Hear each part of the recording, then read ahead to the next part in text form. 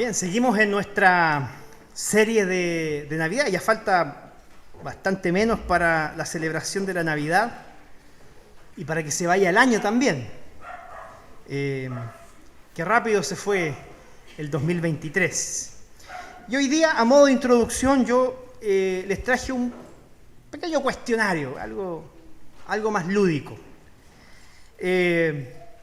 Por ejemplo, porque vamos a leer este texto hoy día. ¿Cuántos magos viajaron del Oriente? No me conteste, porque le traje alternativas. ¿Sí? ¿Cuántos fueron? ¿2, 3 o 4? ¿Cuántos fueron? Alternativa A, B o C. Algunos dicen la B, la C, ninguna de las anteriores. Porque de hecho la Biblia no señala cuántos eran. Solo dice que algunos sabios del Oriente hicieron un largo viaje hacia Palestina para poder encontrar al rey de los judíos, guiados por una estrella que ellos veían en el horizonte. No nos dice cuántos eran realmente. Pasa que la tradición cristiana asocia a 3 sabios o reyes magos por los regalos que ellos trajeron, ¿no? Que eran oro, incienso y la mirra. Entonces, bueno, un regalo cada uno. Entonces, pero no, y tampoco se llamaba uno Gaspar, el otro Baltasar y el otro Melchor, ¿no? La Biblia tampoco nos revela el nombre de estos sabios, de estos magos que viajaron desde el Oriente. Otra pregunta para que vayamos calentando motores. ¿Visitaron los sabios a Jesús en el pesebre? La respuesta es sí o no. Pero yo, el pesebre que tengo en mi casa, están los magos ahí, pues. Sáquenlo. Saquen a los sabios del Oriente de sus pesebres. Porque efectivamente, si vamos a leer ahora el relato bíblico, la Biblia explícitamente dice que ellos llegaron cuando María estaba en casa, en una casa, ¿cierto? Reposando después de haber tenido a Jesús en un pesebre, en un lugar bastante indigno. Por lo tanto, ellos no llegaron la misma noche en que Jesús nació, sino que tal vez algunos días, o incluso algunos dicen varias semanas después del nacimiento de Jesús. Así que nuestras perspectivas de la Navidad muchas veces están contaminadas con historias que no manan necesariamente de la Biblia, ¿no? Y como buenos hijos de Dios y creyentes, nosotros escuchamos y atendemos solo lo que la palabra del Señor nos enseña. Entonces, ese era un pequeño juego lúdico antes de partir, pero vamos a volver a estas cosas un poco más adelante, pero me gustaría que leyéramos esta historia, ¿ya? Ya que ahora pusimos a prueba nuestra memoria, vamos a la historia de la visita de estos sabios del Oriente a Jesús después de su nacimiento, y lo vamos a hacer leyendo el Evangelio de Mateo en el capítulo 2. Los 2 domingos anteriores estudiamos el capítulo 1, a partir de hoy y hasta que termine la Navidad, vamos a continuar viendo cómo Mateo nos relata el nacimiento y los acontecimientos que rodearon a Jesús. Vamos a leer capítulo 2 de los versículos del 1 al 12. Dice así, ponga usted atención, puede seguir con su vista la lectura. Cuando Jesús nació en Belén, de Judea, en días del rey Herodes, vinieron del oriente a Jerusalén unos magos, diciendo: ¿dónde está el rey de los judíos que ha nacido? Porque su estrella hemos visto en el oriente y venimos a adorarle. Oyendo esto, el rey Herodes se turbó y toda Jerusalén con él. Y convocados todos los principales sacerdotes y los escribas del pueblo, les preguntó dónde había de nacer el Cristo. Ellos le dijeron: en Belén de Judea, porque así está escrito por el profeta: y tú, Belén, de la tierra de Judá, no eres la más pequeña entre los príncipes de Judá, porque de ti saldrá un guiador que apacentará a mi pueblo Israel. Entonces Herodes, llamando en secreto a los magos, indagó de ellos diligentemente el tiempo de la aparición de la estrella. Y enviándolos a Belén, dijo: id allá y averiguad con diligencia acerca del niño, y cuando le halléis, hacédmelo saber para que yo también vaya y le adore. Ellos, habiendo oído al rey, se fueron, y he aquí la estrella que habían visto en el oriente iba delante de ellos, hasta que llegando se detuvo sobre donde estaba el niño. Y al ver la estrella, se regocijaron con muy grande gozo, y al entrar en la casa, vieron al niño con su madre María, y postrándose, lo adoraron, y abrieron sus tesoros. Le ofrecieron presentes, oro, incienso y mirra.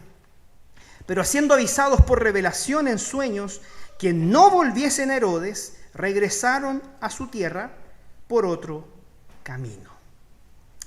Vemos nosotros acá en esta muy conocida y retratada historia de Navidad la visita, la llegada de estos sabios, de estos magos del oriente al lugar en donde estaba Jesús descansando con su familia. Y uno de los elementos que nosotros solemos destacar de la visita de estos sabios magos del oriente es que ellos trajeron tesoros, sus tesoros, y los presentaron delante del rey. Trajeron regalos para celebrar el nacimiento del rey de los judíos. Y de esa misma forma, entonces, hoy día yo quiero invitarles a que, desprendiendo algunos principios importantes que la Biblia nos enseña en este pasaje, podamos también hoy día reconocer que debemos traer nuestros propios regalos delante de Jesús.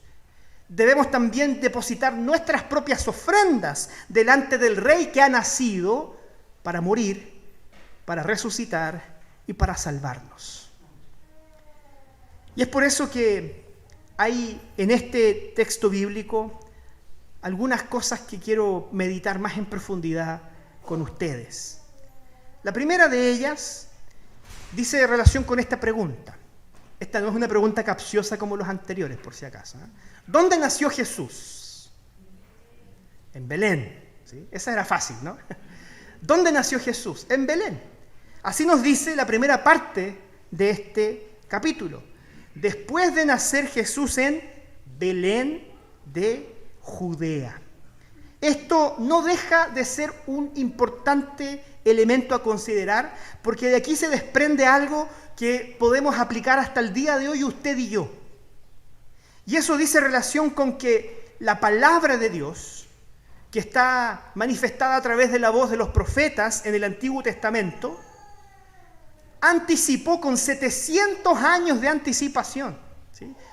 700 años antes, un profeta llamado Miqueas recibió palabra del Señor. Y de hecho eso es lo que nosotros vemos que el propio Mateo relata cuando dice que aquellos que indagaron en dónde iba a nacer en Cristo se encontraron con este pasaje bíblico, con esta profecía que decía que el Cristo, el Mesías, el Emanuel, nacería en Belén de Judea.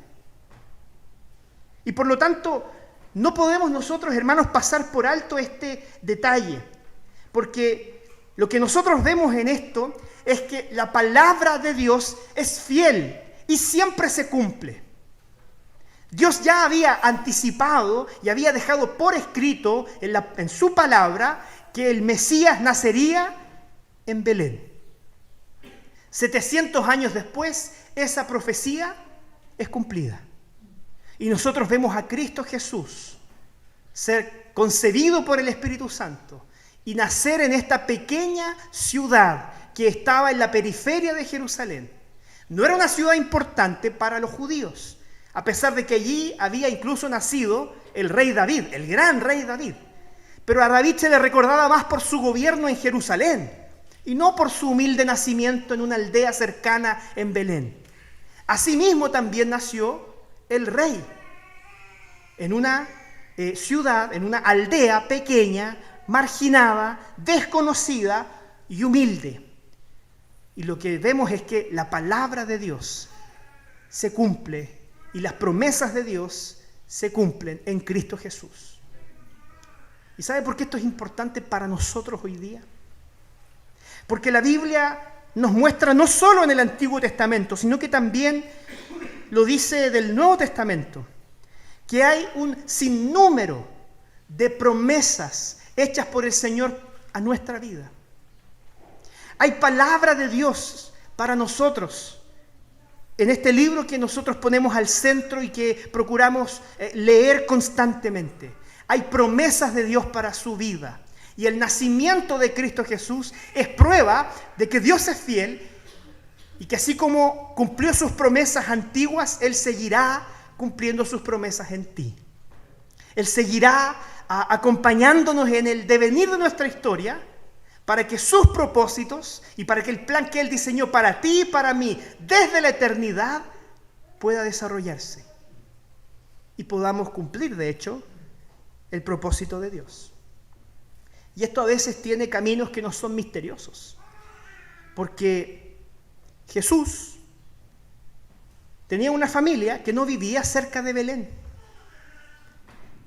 Ellos vivían al otro lado de la Palestina, en Nazaret. Y para llegar de Nazaret a Belén había que hacer un viaje largo, tedioso y peligroso. Y resulta que en aquella época, al gobierno de turno, que era el Imperio Romano, se le ocurrió aumentar los impuestos, que eso es algo que usualmente los gobiernos hacen. Estamos recibiendo poca plata, así que vamos a pedirle que todos vuelvan a sus aldeas de origen, porque los vamos a censar.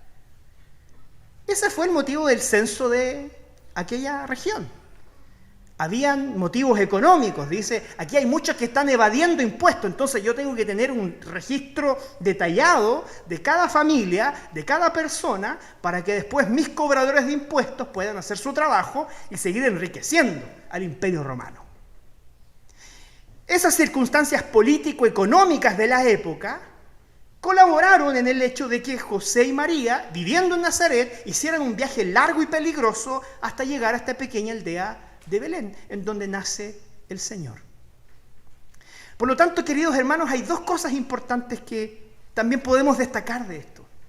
Que a veces el Señor te puede llevar por caminos que te parecen peligrosos, por caminos que pueden parecer tediosos o que pueden incluso ser innecesarios. Pero cuando nosotros vemos en la óptica del tiempo cómo el Señor hace que nuestras circunstancias confluyan en el cumplimiento de sus promesas, es entonces donde podemos ver que la providencia de Dios nos acompaña. ¿Sabe dónde es más hermoso comprobar la providencia de Dios? No es mirando hacia adelante. No es solo mirando y abrazando las promesas de Dios para mi vida. Es mirando hacia atrás para llegar a la conclusión de que Dios, incluso habiendo yo atravesado caminos difíciles, preparó todas las cosas para que yo hoy día esté donde Él quiere que esté. Porque Él es fiel y Él cuida de sus hijos. No te quepa duda alguna de eso. Nada acontece en tu vida sin que Dios para eso no tenga un santo propósito. Nada acontece en tu familia sin que Dios para eso tenga un santo propósito. Nada acontece en nuestra ciudad. No hay decisión alguna que puedan tomar nuestras autoridades de gobierno, como en aquella época, que altere o afecte el plan que Dios tiene para su pueblo. Porque Él es fiel y Él guía la historia, porque Él es el verdadero Rey.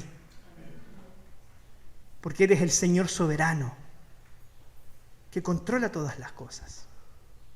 Por eso no es menor hoy día responder esta pregunta. ¿Dónde nació Jesús? En Belén. Y Dios dijo que allí nacería. Hay otra pregunta. ¿Cómo nació Jesús? Entendemos el proceso biológico de su nacimiento, ¿no? ¿Sí? Eso es evidente. Pero hay un detalle en la Biblia que no podemos nosotros pasar por alto hoy día tampoco. Fíjense, ese mismo texto dice que Él nació en Belén de Judea, en tiempos del rey Herodes, y entonces unos sabios del oriente llegaron a Jerusalén preguntando: ¿dónde está el rey de los judíos? ¿Cómo nació Jesús? Él nació siendo rey. Él nació siendo rey. Y esto es muy significativo, no podemos pasarlo por alto. Porque de hecho, el rey Herodes, que es el que se nos muestra acá, no era el legítimo heredero del trono de Israel. Él era un rey implantado. Él no nació siendo rey. Herodes no nació siendo el rey de Jerusalén y de los judíos y de la Palestina. Él fue puesto en esa posición. Y de hecho, en aquella época, la mayoría de los reyes tenían varias esposas, tenían muchos hijos, y era cerca del final de su reinado en donde ellos escogían a uno de ellos para que lo sucediera en el trono. Por lo tanto, en aquella época, los niños no nacían siendo reyes, a excepción de lo que nosotros vemos en este texto. Porque los magos sabios del Oriente llegan a Jerusalén, y esta es otra cosa muy significativa. Si usted va a conocer a un rey, ¿a dónde están los reyes? En el palacio. ¿Y dónde estaba el palacio del rey Herodes? En Jerusalén. Por eso los magos llegan a Jerusalén, porque ellos dijeron, oye, si nació un rey, ese rey debe estar en el palacio. Y es por eso que fueron a visitar al palacio y a preguntar al palacio de Herodes dónde estaba el rey de los judíos que había nacido. Pero ese rey no estaba en el palacio, ese rey estaba en un pesebre, en brazos de su madre. Jesús nació siendo el rey de los judíos, porque finalmente Él es el único y verdadero rey. Porque la Biblia dice que Él es el Rey de Reyes, que pueden haber reyes, gobernantes, que pueden haber autoridades que detenten el poder temporalmente. Pero por sobre toda autoridad que nosotros vemos en el mundo, hay una autoridad mayor y suprema, que es la de nuestro Salvador Jesús, que no solo nació siendo el Rey de los judíos, nació para ser el Rey de ese reino que Él instauró y que gobernará sobre toda la creación. Él nació siendo rey. Él no se convirtió en el rey de los judíos. Por lo tanto, esto me hace reflexionar en aquella imagen, que es una imagen muy navideña, ¿no? De la fragilidad de Jesús siendo niño. Que yo creo que es una parte que debemos resaltar. Jesús, en su estado de humillación, se despoja de toda su gloria y nace como un niño frágil, dependiente de sus padres, sometido a un proceso de crecimiento y de cuidado, que efectivamente comprueba que Él era como uno de nosotros, que Él entró en la historia para ser como uno de nosotros, pero que eso no opaque esta imagen navideña que debe también estar en nuestra mente, que aquel niño que nació es el rey de toda la creación. Nació para ser el rey y para gobernar en mi vida. Él nació siendo rey. Y eso trae algunas implicaciones también para nosotros que vamos a ver ahora en un ratito más. Porque antes de entrar en eso, quiero responder otra pregunta. Según el texto que acabamos de leer, ¿cuáles fueron las reacciones que hubo al nacimiento de Jesús? Si leemos el texto, nos vamos a encontrar con que hubo 3 distintas reacciones a la noticia de que había nacido el rey en Belén. La primera de ellas es la reacción de Herodes. Él reacciona de manera egoísta. Dice que cuando lo oyó el rey Herodes de que había nacido el rey, que no era él, se turbó. Se turbó y junto con él también toda la ciudad de Jerusalén. Entonces, hermanos, nosotros vemos que cuando Herodes se entera de esta noticia, entra en una especie de colapso interno, porque le vienen a decir que había nacido el rey de los judíos. ¿Y quién se supone que era el rey de los judíos? Yo soy el rey de los judíos. Yo soy el que gobierna, yo soy el que ha sido declarado como la autoridad sobre todas estas personas. Y cuando entonces él recibe la noticia de que había nacido otro rey, él entonces inmediatamente se angustia porque su posición de privilegio, porque su posición de autoridad estaba en peligro. Así que él llama a sus súbditos, a los sacerdotes, a los sabios de aquella época, para que le digan dónde había de nacer el rey de los judíos. Y le dicen, bueno, va a nacer en Belén. Y después llama a estos viajeros del oriente y les dice, oye, vayan ustedes hasta Belén, encuentren al niño y apenas lo encuentren, háganmelo saber. ¿Para qué? Herodes era un muy buen político, porque él veló sus verdaderas intenciones de forma magistral. Él los convenció, porque de hecho, si no hubiese sido revelado por el Señor a los sabios del oriente las intenciones de Herodes, probablemente ellos hubiesen vuelto al palacio a decirle dónde estaba Jesús. Herodes los convenció de que él también quería ir y adorar al rey. Cuando en realidad lo que él quería, y que de hecho es lo que hace posteriormente, es echar mano de él. Él no quería tener competencia alguna, ni ver que su trono corriera peligro. Por lo tanto, él hace todo lo que está a su alcance para destruir al rey que había nacido. Esto me hace recordar cómo también somos muchos de nosotros quienes reaccionamos con egoísmo delante de la noticia de que Jesús es rey. Porque usted puede querer declarar con su boca que Cristo es rey. Usted puede incluso celebrar la Navidad, armar el arbolito, armar el pesebre con los magos ahí, aunque no deberían estar, los pone igual para que se vea más voluminoso. ¿Sí? Usted puede querer cenar con su familia, entregar regalos. Usted puede querer contagiarse del espíritu de la Navidad. Pero eso no tendrá ningún verdadero significado si no llega esta verdad a calar profundamente en nuestro corazón para que le demos a Jesús la posición que Él merece, que es ser el rey de mi vida. El problema con nosotros, hermanos, es que nos creemos el rey de nuestra propia existencia. Queremos nosotros estar a cargo, queremos nosotros tomar las decisiones, queremos nosotros ser nuestros propios jefes. Queremos tener nuestra propia autoridad para hacer y decidir lo que a nosotros bien nos parece. Y la verdad es que muchas veces tenemos intereses egoístas en Jesús. Yo quiero que usted piense en esto. No pocas veces tenemos intereses egoístas en Jesús. Porque a veces usamos la fe como una herramienta para alcanzar nuestras metas. A veces ocupamos nuestra espiritualidad como un camino para alcanzar mis anhelos, aquello que anhelamos. Puede ser la sanidad de mi enfermedad. Puede ser encontrar pareja porque no la tengo.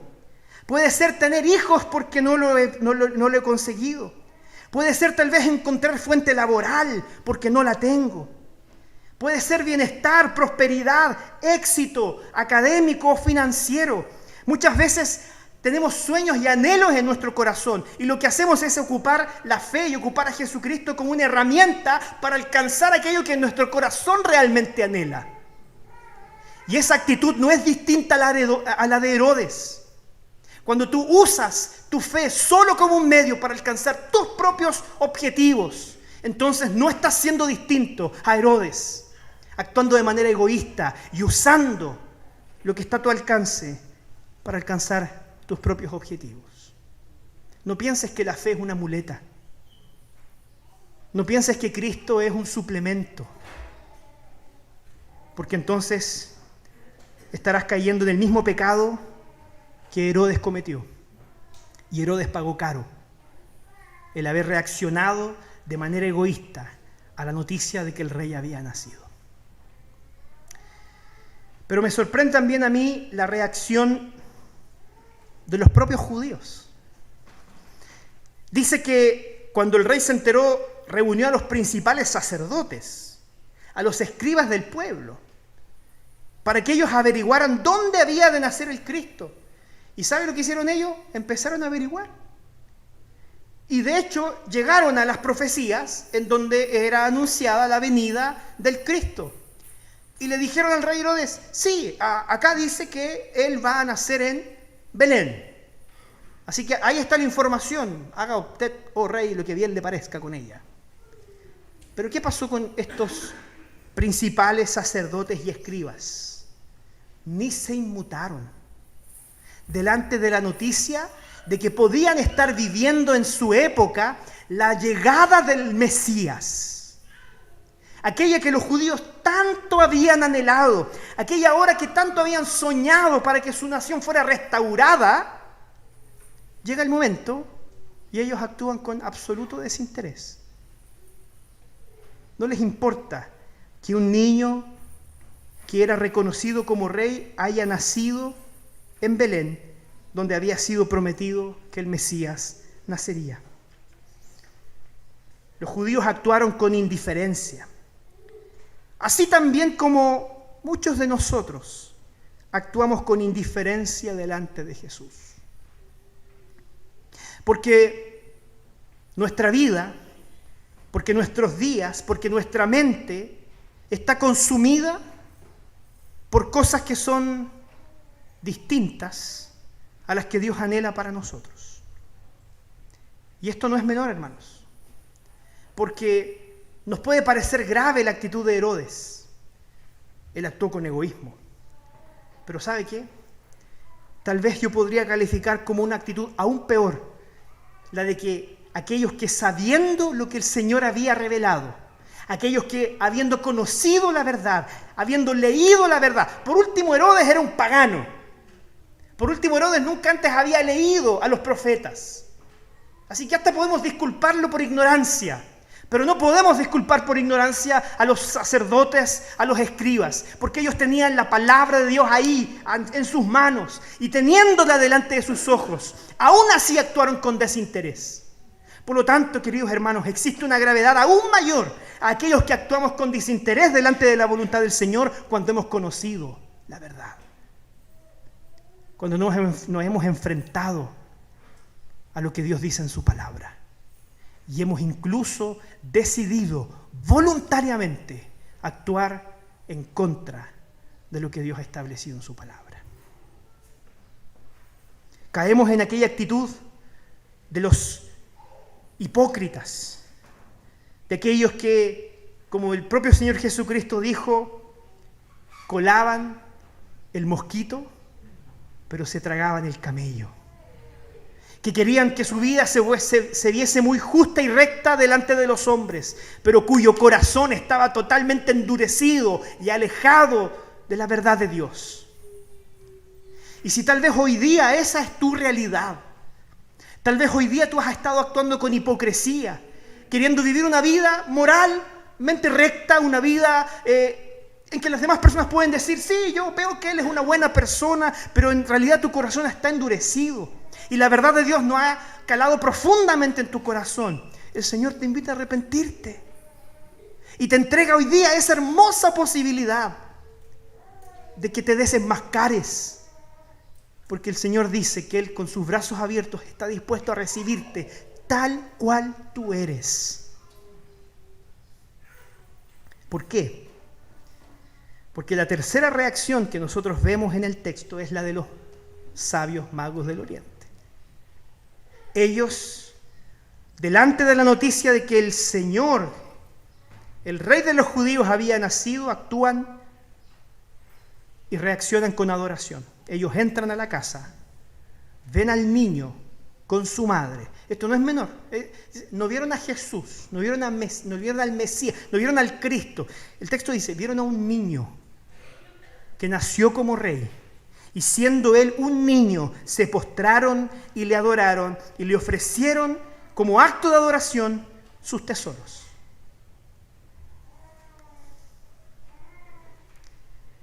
Queridos, si los tres reyes magos actuaron con esta disposición Y ¿sabe qué? Leyendo, y esto ya es una especulación mía por si acaso, yo creo que ellos fueron los primeros que la Biblia dice explícitamente que se convirtieron al cristianismo. Los primeros en convertirse al cristianismo fueron estos hombres.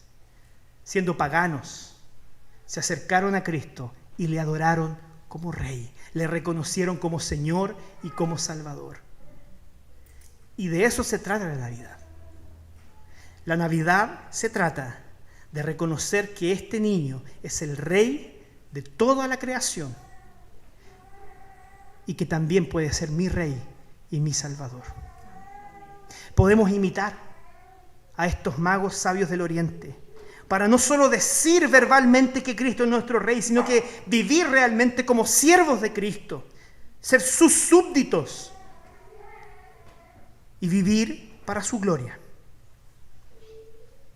Porque esto es aún más significativo y quiero tratar de ampliar esto de la reacción de los magos, comentándoles primero lo que no sabemos de ellos.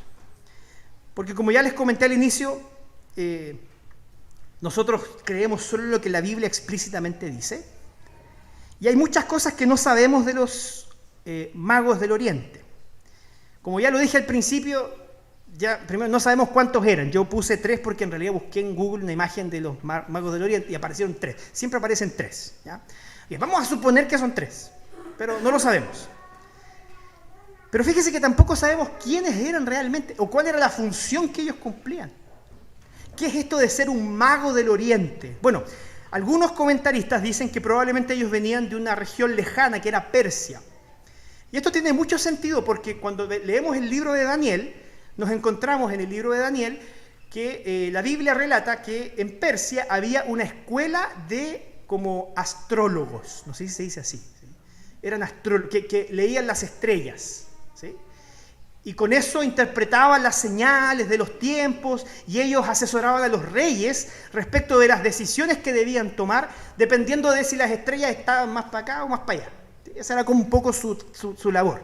Y para eso ellos estudiaban y tenían libros. Entonces Daniel nos relata que en Persia había mucho de esto de una religión asociada a la observación de la creación, ¿sí? Podemos llamarlo derechamente panteísmo o pananteísmo. Entonces ellos practicaban derechamente el paganismo. Entonces fíjense, si bien no sabemos específicamente quiénes eran, lo que sí sabemos es que ellos no eran judíos, eran gentiles, y que de hecho, por causa del oficio que tal vez ellos practicaban, eran paganos. Practicaban una espiritualidad que no reconocía al Dios verdadero como el Dios de toda la creación. Paganos fueron aquellos que se acercan a Cristo. Porque tampoco realmente sabemos cuánto tiempo viajaron, porque no sabemos específicamente desde dónde venían. Sí, es muy probable que ellos hayan llegado en caravana, que hayan sido personas importantes, porque se los recibe el rey Herodes para tener audiencia con el rey. Usted no era un plebeyo cualquiera, tenía que tener cierto poder, ¿no?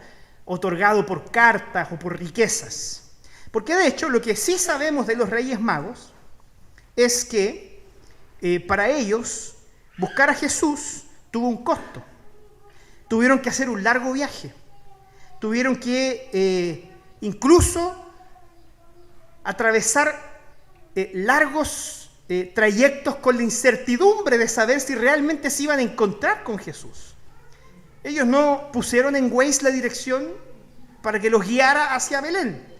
Ellos empezaron a caminar sin saber si se iban a encontrar con el rey, solo siguiendo la señal de una estrella que habían visto en el oriente.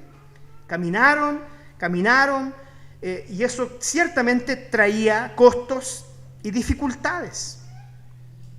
Entonces, cuando vemos esta actitud de estas personas, de estos hombres, nosotros podemos realmente llegar a comprobar que para algunas personas buscar a Jesús era lo más importante. Y que no escatimaron en esfuerzos. Y que no midieron los costos para encontrarse con Jesús. Porque tal cual lo dice el propio Señor Jesucristo, ser discípulo de Él, seguirle, no nos promete una vida de paz, tranquilidad y prosperidad. Seguir a Cristo es difícil. Convertirse en discípulo del Señor tiene un costo, y ese costo muchas veces es nuestra propia vida. Es entregar todo lo que somos en las manos de Cristo Jesús. Estos hombres también, además de atravesar largos trayectos para poder encontrarse con Jesús, vemos también que por las circunstancias que rodean, eran personas que tenían riquezas y probablemente eran muy educadas. Entonces yo quiero que usted piense en el perfil de estos hombres. Gente extranjera, que no era judía, que eran de otra raza, que eran de otro pueblo, gente que practicaba una religión distinta a la judía, gente que también tenía poder, dinero e influencia. Y lo que nosotros vemos en el perfil de los magos, finalmente, es que no existen realmente barreras, que el Señor nació, que Cristo nació para que todas las barreras fueran derribadas.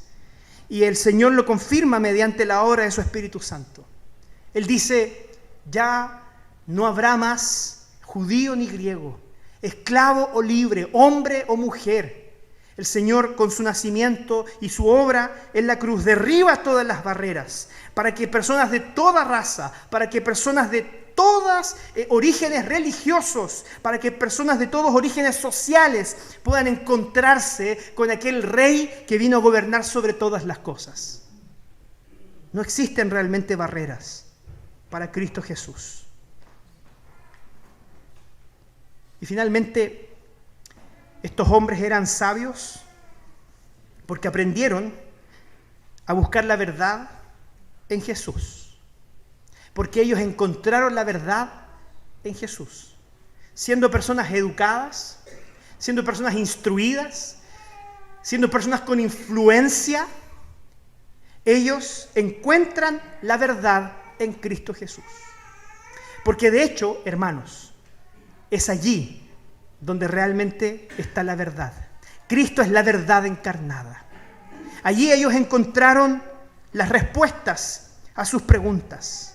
Allí ellos realmente tuvieron un encuentro con el Señor.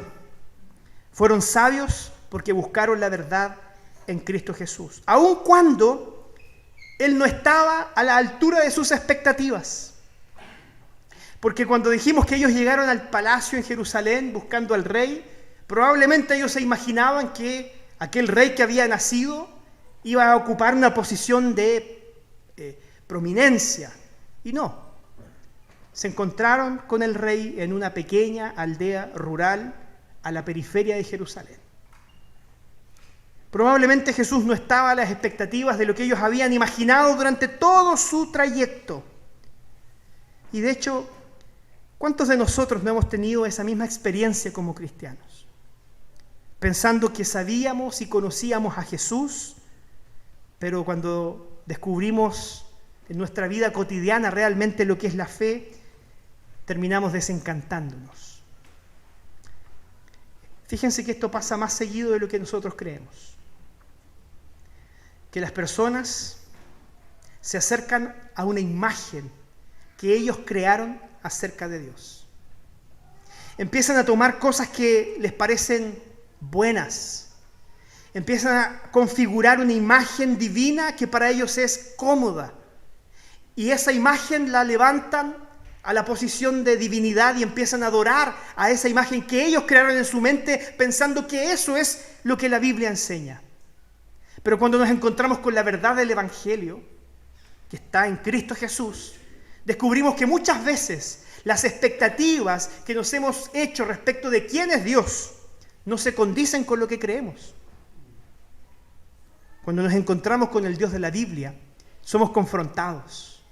Cuando nos encontramos con los atributos del Señor, somos confrontados con esa imagen plástica que nosotros hemos creado. Por eso la Biblia advierte con tanto cuidado que no nos hagamos imágenes de aquello que está en el cielo. Porque cuando hacemos imágenes de lo que está en el cielo, solemos cometer el error de adaptar eso a nuestros gustos y preferencias. Y eso puede desviarnos realmente de la verdadera fe. Y no conectarnos con Cristo Jesús. Con esto termino. Jesús recibió 3 presentes de estos hombres. El oro, para destacar que él era rey. El oro era de los reyes y de hecho sigue siendo de los reyes. Él recibió incienso, porque el incienso era aquel que se quemaba en el templo por los sacerdotes para interceder delante del Señor por los pecados del pueblo. Jesús es nuestro sacerdote. Él es aquel que intercede por nosotros delante del Padre para que usted y yo tengamos perdón de pecados. Y la mirra. ¿Sabe para qué se ocupaba la mirra? Para embalsamar a los muertos. La mirra se utilizaba en el proceso de embalsar a alguien que estaba fallecido. Con ese regalo, el Señor quería anunciarnos cuál era el propósito por el cual ese niño había nacido. Para morir por nuestros pecados. Para morir en una cruz. Para derramar su sangre en favor de cada uno de nosotros. Pero ¿sabe cuál es la hermosa noticia del Evangelio? Que la tumba no pudo contener a Dios. Que Cristo Jesús, al tercer día de haber sido muerto en la cruz y haber sido sepultado, resucitó. Nuestro Rey no está muerto. Nuestro Rey está vivo. Y Él reina sobre todas las cosas.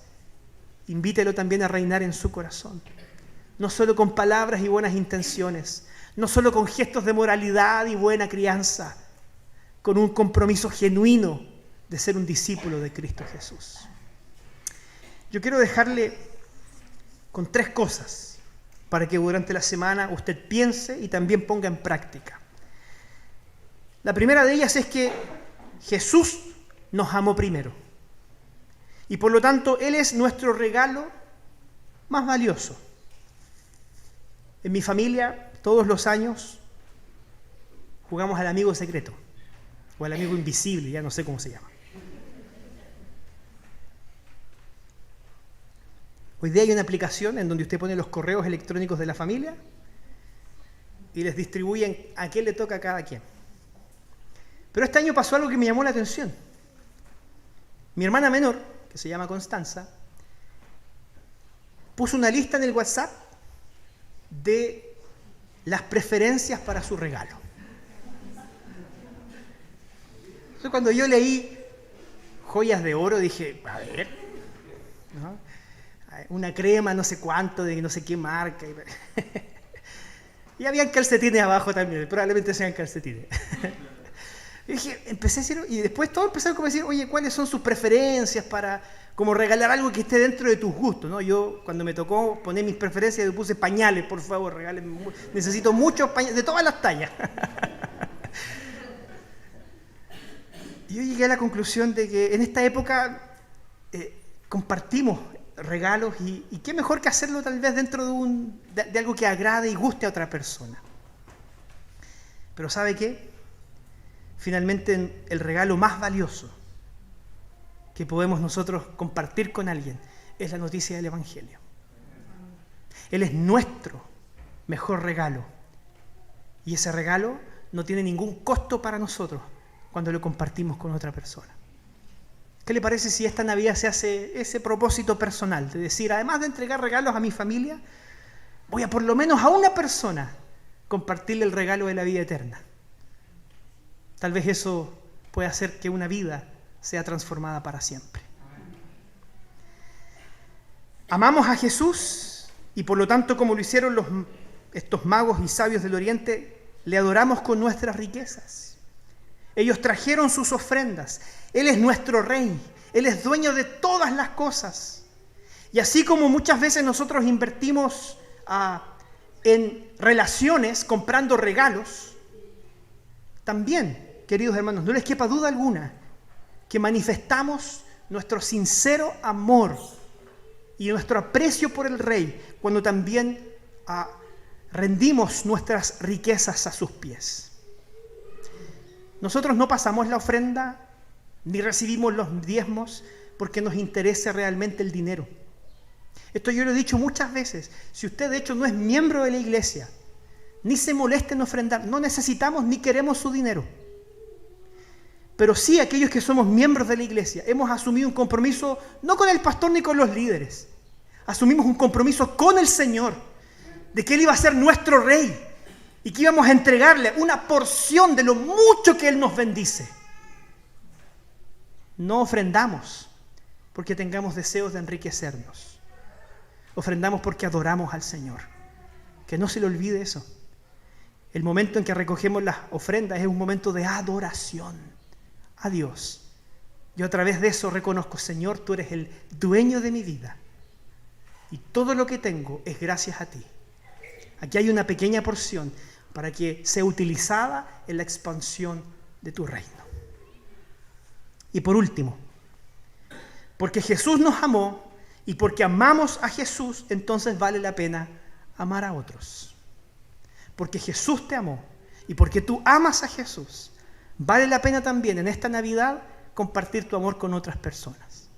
Y hoy día, como esto es una parte práctica del sermón, yo quiero desafiarte a que amemos a nuestro prójimo de una manera tangible. Porque nuevamente, este año, el grupo de Misericordia ha preparado una actividad para poder ir en atención de las familias vulnerables de la Liga Chilena contra la Epilepsia. Esta fue una campaña que hicimos el año pasado y preparamos una cena y a los niños de la liga les dimos un regalo y tuvimos una fiesta con ellos para celebrar la Navidad y para compartirles la noticia del Evangelio. Este año queremos repetir esa instancia, queremos repetir el amar de forma tangible a nuestro prójimo.